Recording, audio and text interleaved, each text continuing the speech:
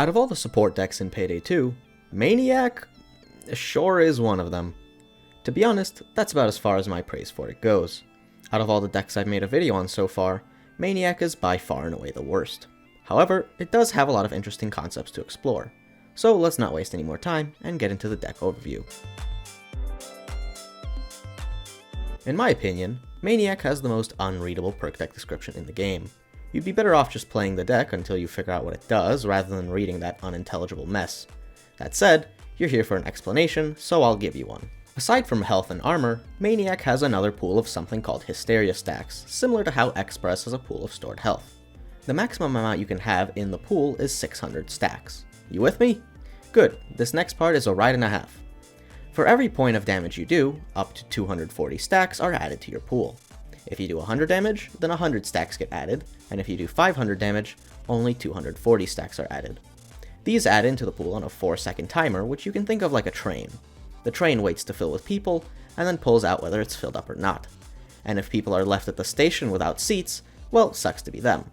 However, in the case of Maniac, these people left over just get massacred to make space for the next group of passengers.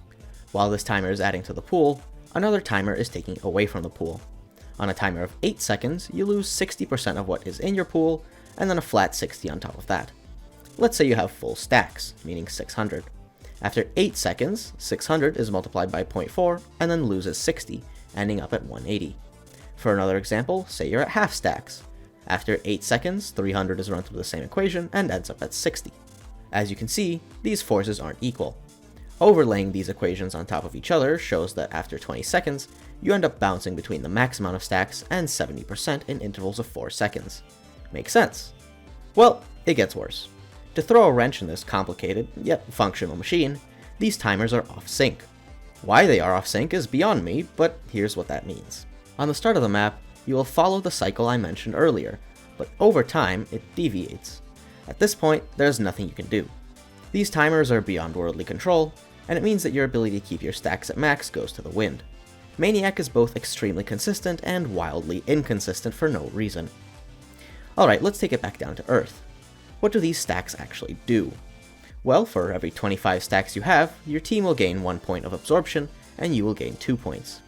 This means that you max out at 48, and your team maxes out at 24. Before you think about stacking 4 Maniacs, know that whoever has the highest stacks gets prioritized. If you have full stacks and your Maniac friend has half stacks, your team will receive your stacks. And if you have the lower stacks, then the game will not use your stacks for the team at all. So what exactly is absorption? Absorption is one of the 2 ways to reduce damage in this game, the other being reduction. In the shortest explanation, damage absorption is subtraction and damage reduction is multiplication. If you have both at once, then reduction is done first and absorption is done second. Simple enough. Absorption is shown on your HUD by this blue bar thing? Yeah, honestly there's no good reason to look at it. The bar will fill up the amount of damage you absorb using your armor as a metric, but that just means changing armor completely changes how you read the information. In fact, I'd say all this bar does is hinder you. Many times while recording footage, I went down thinking I had bullseye procced when I didn't. Why this blue bar is so invasive, or hell, why it even exists, is another question that I can't answer, and so I won't even try. And that just about covers Maniac. Did any of it make sense to you? No? Yeah, me neither. But it doesn't really matter. Unlike other decks, there's literally no reason for you to think about any of these mechanics while playing, as you have no control over them. Well, obviously you need to do damage to enemies to max out the stacks, but that's the equivalent of killing a heavy SWAT every 15 seconds. It's honestly hard to not max out Maniac. Let's talk about the effect that Maniac actually has. Absorption is better on lower difficulties than on higher ones. If you think about it, 48 absorption on Death Wish means that you'll be cutting already low damage even lower. Playing this deck will make you nigh unkillable on lower difficulties, because enemies just can't do anything to you. However, Death Sentence scales way higher, way faster, which means that even at max damage absorption while wearing the ICTV, well...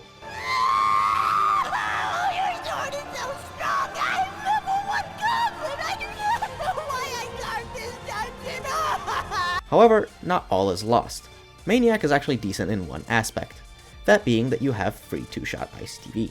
This really isn't something to scoff at, considering the 2-shot armor is one of the most effective forms of defense in this game. However, there's a lot more you can do with this absorption if you want to get creative. So let's get into the builds.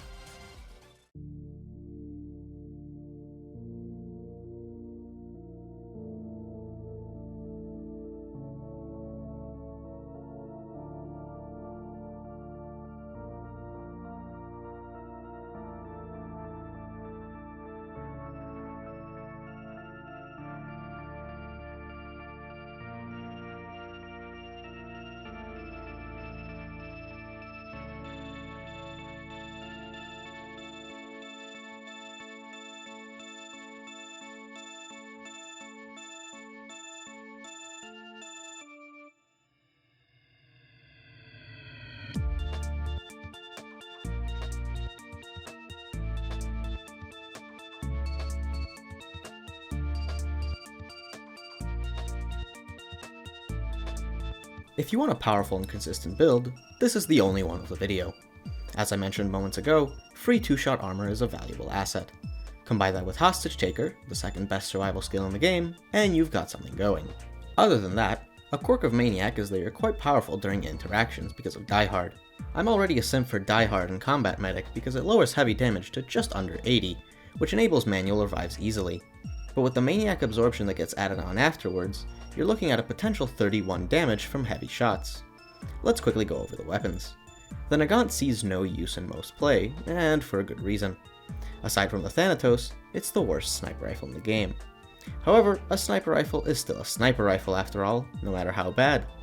The only thing this gun has on its side is style, which it sure has a lot of. Speaking of style, some people may say that putting a sight on the Nagant is a crime, and I agree. Moving on. The White Streak is one hell of a pistol. In this build, it's your dozer killer and emergency ammo refiller. As far as pistols go, the White Streak is super good. As far as weapons go, the White Streak is still a pistol.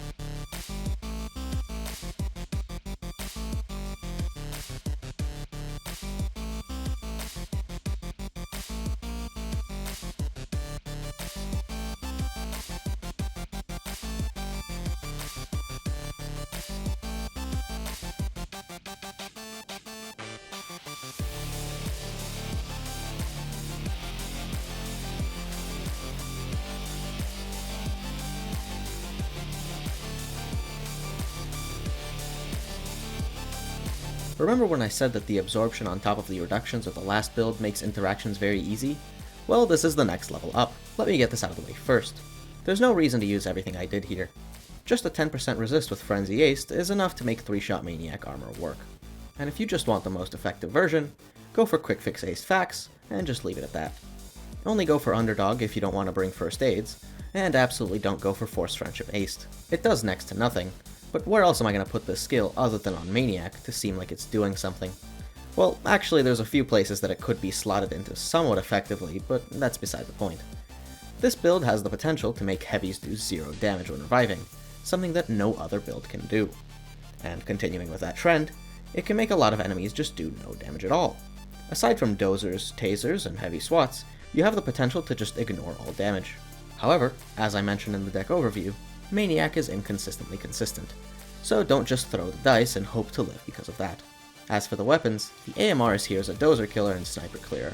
There's nothing else to say about it. The Loco, however, has something interesting to talk about, that being Flechette. Before damage range multipliers, Flechette did literally nothing, and the only place you could even use it was the high damage tier of shotguns, because Buckshot just straight up didn't do anything for them. After damage range multipliers, well, honestly not a whole lot changed. However, the Loco got hit with an especially brutal fall-off, because I guess Denka woke up choosing violence that day. With Zerk, Flechette Loco still hits the one-shot heavy breakpoint, which allows it to be a better than average primary weapon.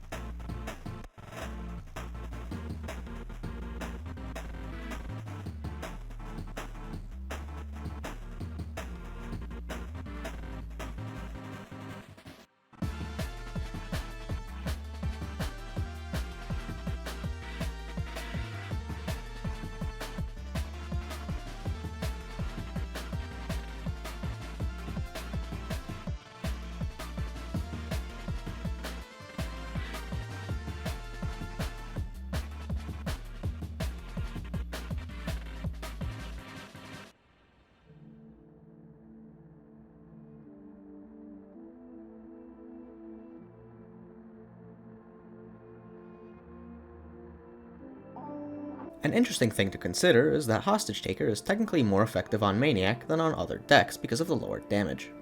While you're still healing 4.5% of your health, enemies don't actually do full damage, making that 4.5% more than just that. And since dodge builds basically rely on Hostage Taker to live, that makes Maniac a more effective dodge build. Though I do use dodge build loosely here, 25 isn't a whole lot. These dodge skills work with Hostage Taker to make the build marginally better than if it were applied to any other deck, but that's not by too much. You're only saving yourself 30 seconds worth of healing at the very most. There's nothing too exciting going on with the weapons. The 5.7 is for shields, and the Gallant is for everything else. However, since we're here, I might as well give you a fun fact. Did you know that the Gallant has a faster reload from empty than full? Well, now you do. However, I find it extremely anxiety-inducing to watch my ammo drop to 0, so I can't really make use of this tip.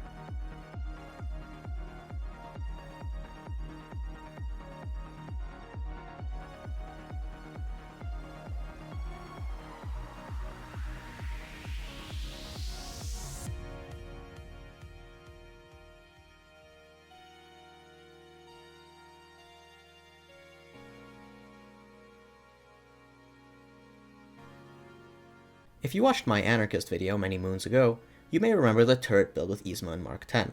Well, this is that, but worse. This is the equivalent of walking through a store, seeing Oreos, but taking great value Twist and Shout. In reality, this build does actually have a reason to exist. Maniac has the same damage triggers as Grinder, and if you remember that 5 build video, turret damage does count for those triggers. While I didn't use them there, I will use them here. Turrets on Maniac allow you to be maxed out on stacks at all times, even when you're not shooting, which is nice considering that the main player damage of this build, Dragon's Breath rounds that is, don't count for stacks. But before we talk about the damage dealers of the build, let me drop a quick reminder on how to use turrets on Death Sentence without them being utterly useless. Turrets are not particularly good at killing enemies. However, they are good at taking attention away from players. Turrets mainly exist as distractions that can occasionally kill enemies.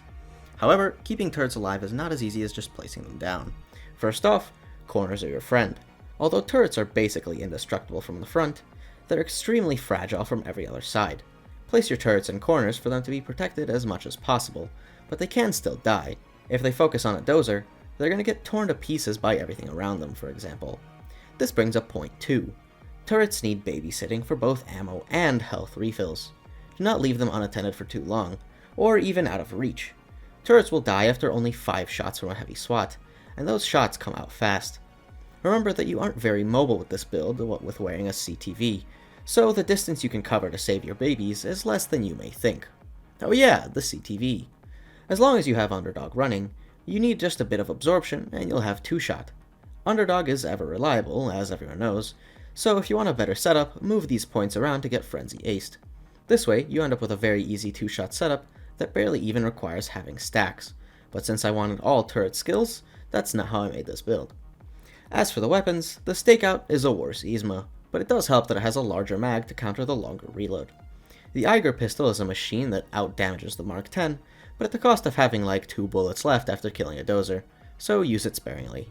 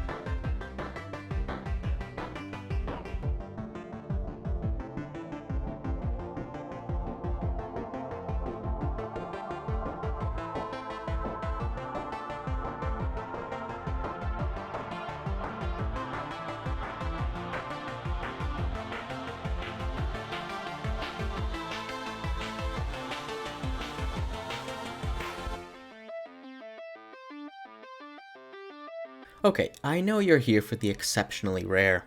You've seen CTV builds before in the 5 build series, but flak jacket builds... Well, actually you've seen those before too. But still, imagine the reaction to seeing this build on a player when you're just moving through public games. Hello? Is this the base department? Yeah, I think I found a candidate. Either that or someone real stupid. Like with the CTV build, having Underdog active will allow your absorption to give you 2-shot armor. You're still relying on Underdog to actually do something, which is not the best of ideas. But I would say that this build is better than the last. Turrets generally take more effort to use than help they bring, unless you use glitches. The weapons are also gimped slightly to help you keep those turrets up. This build doesn't have drawbacks like that. In fact, it's got quite the ace up its sleeve. The Gecko rifle is an absurd gun. If you haven't used it, I don't blame you. The Gecko got a 35 on the ACT, which is an incredible score, but the Lion's Roar just happened to get a 36, leaving the Gecko forgotten. Update 210 was the buff that made the Lion's Roar the obnoxious gun that it is. However, the Gecko also got buffed in that update, to such an extent that it almost even competes with the Lion's Roar.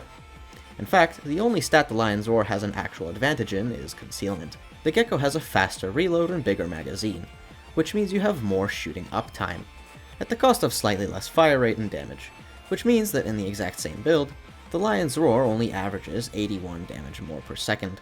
Compared to another gun that reaches 100 stability and accuracy, the Union, the Gecko does about 87.5 more damage per second, at least until you put on a speed pull mag. And if you're wondering about the other extremely popular 100-100 gun, the AK-17, which I still refuse to use, well, it's still quite far ahead of everything.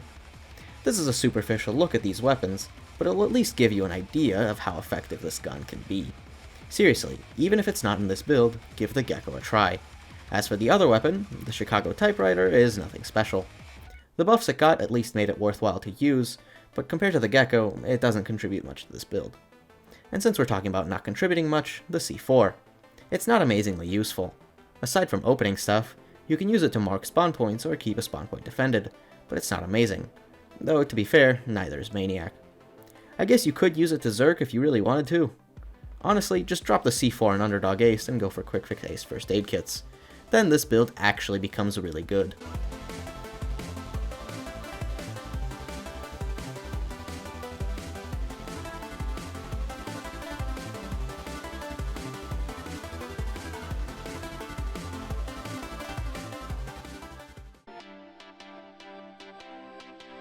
That wraps up Maniac, a confusing and unintuitive mess that, if carefully untangled and optimized, can lead to some interesting build concepts. Give these builds a try and see if any ideas are to your liking. Though, be ready for downs. As I said at the start, Maniac isn't as forgiving as any other deck I've done so far. But while we're here, I might as well give this piece. Yes, Maniac does suck, but it didn't make the cut into my 3 decks that need buffs video.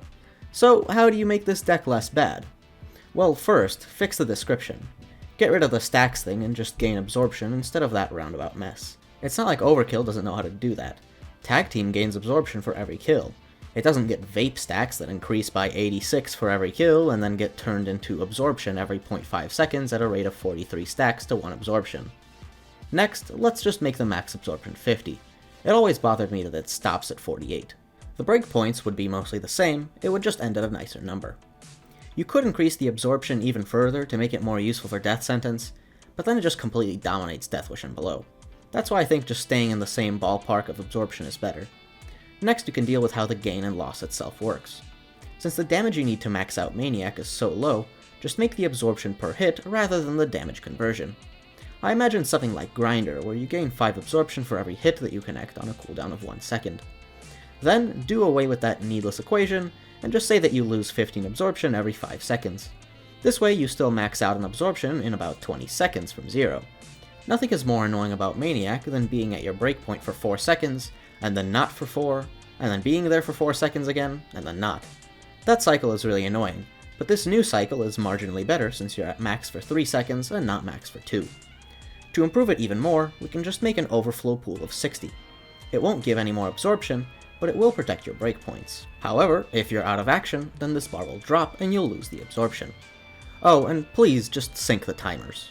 This makes the deck less frustrating to play, since, in my opinion, user experience comes down to consistency. When it comes to playing different decks, I'm honestly more fond of Yakuza than Maniac, even though it's demonstrably worse. At least I can expect Yakuza to do the things I want when I want them, unlike Maniac.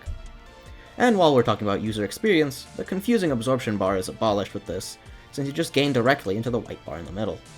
See, now this deck is less annoying to play in more ways than one, and is also slightly better. I'll probably be doing this sort of balanced suggestion with whatever bad or annoying decks I have left to do that didn't make it into my video about decks specifically. And with that said, the poll for the next deck will be up shortly, so be sure to vote for whichever deck you want to see next. And I'll see you then.